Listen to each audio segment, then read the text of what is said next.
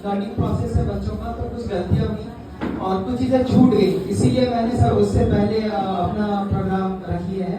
तो फौरन से सीधी आप नहीं देंगे, बल्कि हम जाके पहले उसको आवाज लगाएंगे, भाई साहब अपने लैंग्वेज में जो उसको वो समझ पाता हो, भाई साहब उठिए क्या हुआ। अगर वो फिर भी रिप्लाई नहीं कर रहा तो आप उसके शोल्डर पे टैप करोगे, उठो उठो उठो। क्या यहाँ पे जॉ होता है, जॉ के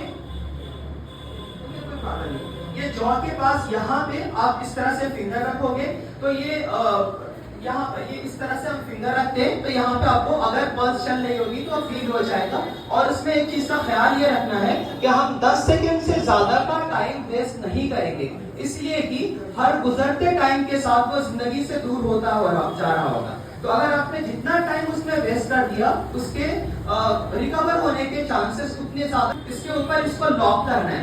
लॉक करने के बाद ये जो हील है, इस हील का पोजीशन क्या होना चाहिए और रखेंगे कहाँ पे। ये तो निपल है, इस निपल के बिल्कुल बीच में सेंटर में हम अपने हील को रखते हैं। या फिर आप ये कह सकते हो कि जो ब्रेस्ट पेन है, ब्रेस्ट बोन के लोअर पार्ट पे, स्टर्नम के लोअर पार्ट पे आप रखोगे।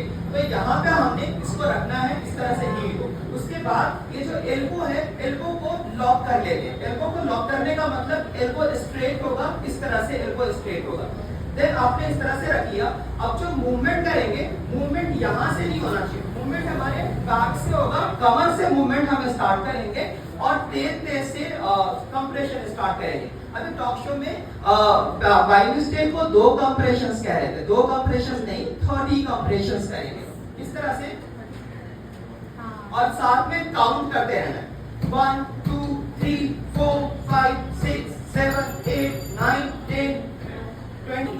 रिसीवर हो, आपके पास कोई हेड पे नहीं है, फौरन से आपको हेड के पोजीशन के पास आना है। यहाँ पर आए आप हेड के पास और फिर ब्रीदिंग, 2 रेस्क्यू ब्रीथ देनी है और रेस्क्यू ब्रीथ देना बहुत इंपॉर्टेंट है। उसके लिए हम तरीका क्या होता है कि ये चिन को ऊपर की तरफ करते हैं, जिसको हम लोग बोलते हैं head up and chin lift procedure. और कभी कभी नेक के अंदर अगर इंजरी हो तो हम जॉ थ्रस्ट वो भी होता है, बट जनरली जॉ थ्रस्ट इसलिए नहीं करते कि अगर वो गिरा हुआ आपको पता ही नहीं, तो हो सकता है स्पाइन वगैरह में इंजरी हो, तो उस टाइम पे हम ये नहीं करते, सिंपली चिन लिफ्ट इस तरह से करेंगे। देन ये नॉस्ट्रिल को इस तरह से क्लोज करना है।